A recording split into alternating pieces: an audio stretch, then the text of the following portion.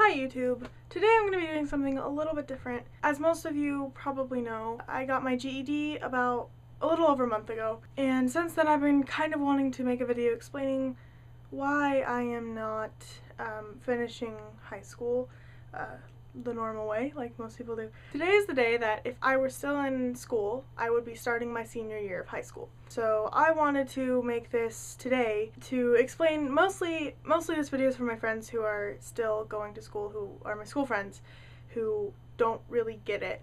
And that's completely reasonable that you don't get it, and it's a pretty complicated thing, but I want to explain at least some of it. So without further ado, the reasons why I'm not in school anymore.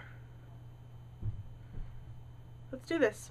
I was actually homeschooled until my 8th grade year, and that's when I met most of my friends, and I loved 8th grade. I'm not going to go into detail about why I loved it. It was just really good. Then I went into 9th grade, and that's when things really changed. A lot of things happened that year in my life that were not really related to school, but that very much affected how I was in school. Freshman is the year that you just kind of get picked on and you're the little guy, but then once you hit your sophomore year, then everything is okay, right? And you make fun of the freshmen and everything's fine.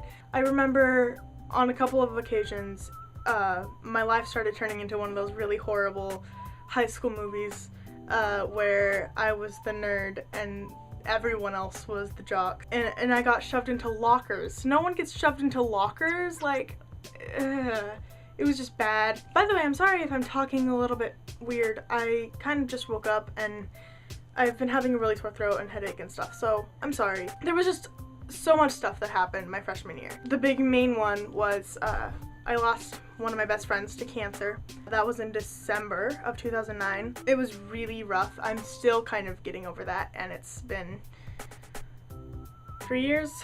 Yep. Oh wow, almost 3 years. That's crazy. I just kind of started closing in on myself. I didn't want to let anyone see me.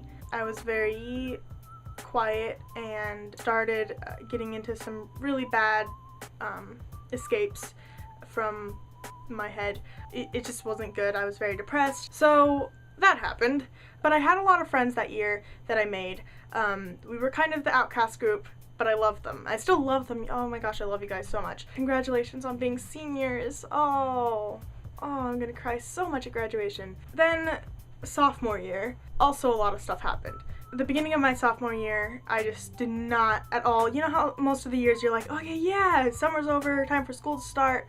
And then a couple days after that, you're like, no, I don't want school. Well, even before school started, I did not want school at all. I went in and really tried to make myself have a good year. I was like, okay, I hate this, but I'm going to do it because, you know, it's what I have to do, and I might as well try to make it good. And I really did try, but my depression started getting worse. I was still just very emotionally upset over so many things. That's when I started actually talking about getting my GED. But since I was under the age of 19, because in my state at least, I don't know about other states, but in my state you can't get your GED under the age of 19 unless you have a note from your principal or advisor or someone, you know, over school stuff who says, okay, yeah, they have a valid reason for wanting to get their GED, please let them get it. That just didn't go over well, and multiple things were discussed, and my school counselor said, okay, we're not going to sign the thing for you to get your GED, but there are alternative schools that you can go to. So I was like, all right, I really don't want to try another school. I really don't, no, I don't want to do that. And she said, well, you don't have any other options. You can stay here, or you can go to this school or this school. And I said, all right, I'll go to this school. So so I finished up the first semester at the public school here, and then I went to an alternative school, and it was very different. You have to be very, very self-motivated to work there. Not work, but you know, to go to school there. And I'm not a very self-motivated person naturally. I'm really, really trying hard to be one. More recently especially, I've been trying to, but I'm just not naturally. Oh, also, before, this is a big thing that I forgot to mention, before I transferred to Phoenix, I was in an accident with my sister. It was a drunk driving accident. My sister was not drunk. Neither of us were drunk. We hadn't been drinking or anything.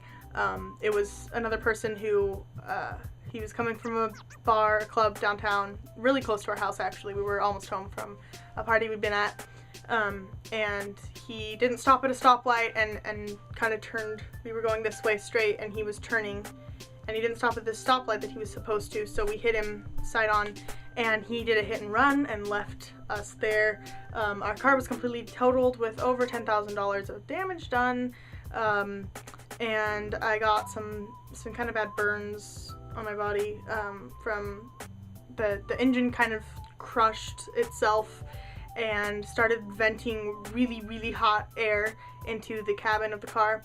It was just really bad. It was, I mean, neither me or my sister was very terribly hurt, but not physically, but ever since then I have had pretty bad anxiety in cars. I just feel very out of control in cars when other people are driving. It's not fun at all for me in cars most of the time. So I was dealing with this immense anxiety and trying to do this school where I just felt like I wasn't getting anything done at all, because I really wasn't. I didn't really know what to do, so I just kind of sat. I'm a person that doesn't really like to ask for help because I feel like I'll be a bother if I do. So I wouldn't even ask my teachers to help me figure out what to do at this school. So I would just kind of sit there and pretend to be doing things. So I decided, okay, I need to do something about this. So my parents were like, all right, we'll meet with your advisor. And they said again, no, we are not going to let you get your GED. So I was like, all right, well, what are my other options then? I ended up starting online school. Oh gosh, this is a really long story. I'm sorry, this video is gonna be so long. Online school was okay, it was better. I just didn't feel good doing any kind of school. And I know that sounds like I'm just lazy maybe, or like I just didn't want to, you know, be responsible and get my education, but that's not it at all. I just did not feel like I was supposed to be in any school setting. I just had this constant anxiety over if I was gonna disappoint someone. So I said, Mom and Dad, I need to get my GED. What do I need to do that? I said, okay, we will definitely think about that. And in the meantime, do you want to come back and be homeschooled for a while?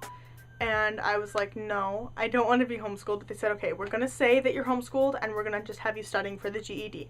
Because by that time they had finally decided, okay, this is what we're gonna do. And which is a really, really big step for them, because, especially for my dad, because he's a scientist and a mathematician and loves to learn, and he didn't really understand why I didn't want to be in school. I'm very thankful that he put his confusion to the side and it was like, okay, I need to do what's best for my daughter. Finally, it took a really long time to finally be able to sign up to take my GED test. I passed them all on the first try, and yay, I'm smart. Yeah, so that's kind of the story. I am so proud of everyone who is graduating this year, or anyone who's going into school this year. It'll probably get better for you. I'm not trying to discourage anyone from going to school, because I think that school is very important for most people. It just wasn't right for me. I think that can be the case, that it's just not the right place for some people. I don't at all condone just dropping out of school. Please don't do that. Get your GED or something, because it's very hard to get a job if you just drop out. In closing, this seems so professional. I'm wearing like a blazer and everything. I mean, bear shirt, but still, blazer. Sometimes I listen to songs that I listened to my freshman year when I walked home, and I think, what am I doing? Why am I not still in school? But then I remember words and thoughts and actions, and then I think, oh yeah, that's why. And I know that I have a lot to do. There are a lot of people to meet, and a lot of places to go, and a lot of risks to be taken. And I refuse to do that locked in a building that makes every day feel like the month of July, the heat and anxiety piling up on top of itself until I can't breathe. Because that's not how life is supposed to be. When I was in school, I didn't feel alive, and I've only recently been discovering what it feels like to actually live. I feel alive when I listen to Blood by the Middle East and Lua by Bright Eyes. I feel alive when I take long bus rides and listen to music on my MP3 player, watching the things go past me that I can't really tell what they are because we're going too fast and it's really bumpy. I feel alive when I talk to the people who really care about me, about things that are really happening. And I feel alive when I do this. When I create things that are honest, and I know that I can count on the very small audience that I've gathered to give me feedback on those things. And I no longer feel stifled. I know that there will be challenges. There already are hundreds of challenges. But I'm me now, and being me is pretty nice. So, thank you, people of YouTube, for listening to this very long story. I'll see you later. Bye.